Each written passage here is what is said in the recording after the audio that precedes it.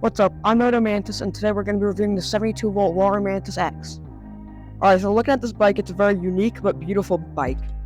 In my personal opinion, I think it looks a lot better than something like a Teleria XXX or some other bikes around this price range. It has a very nice frame, and if you take off the green stickers and you remove the headlight, it looks pretty clean. You have these nice dirt bike tires. Front one's a little bit skinnier. There's a nice fender that actually looks pretty clean. And it has a 72-volt battery. Surons don't even have a 72-volt stock.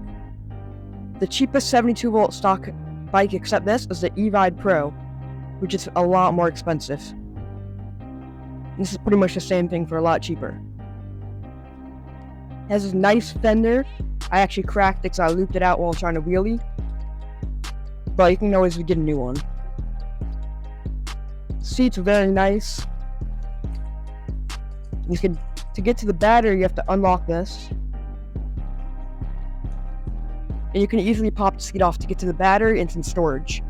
I have a tracker here and my bike tool. Battery has the percentage if you press this button. When you press this button, it has a nice charging port.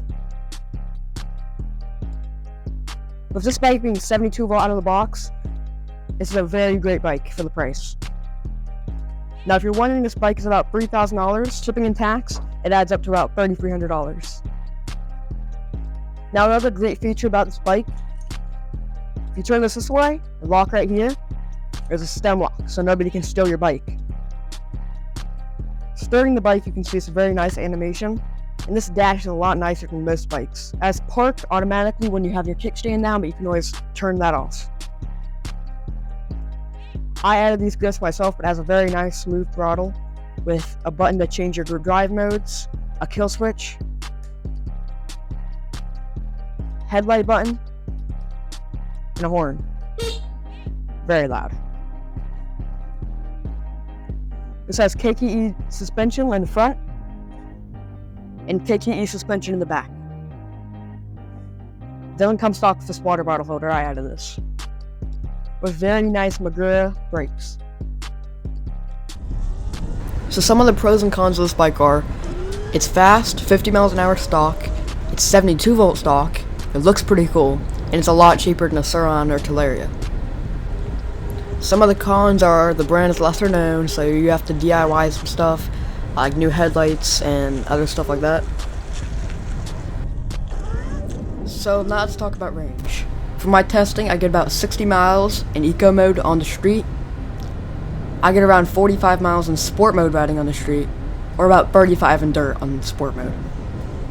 Now let's talk about looks. So stock, I think this bike isn't the best looking bike. The green stickers, the headlight doesn't compare as good to something like a Teleria or Suron. But with some mods, like a new headlight and an OD plate, taking off the stickers, taking off the fender, I think this is one of the best looking bikes you can get. I think it's pretty waterproof as long as you're not spraying water into the battery or controller. You can do trios of water, you can wash it,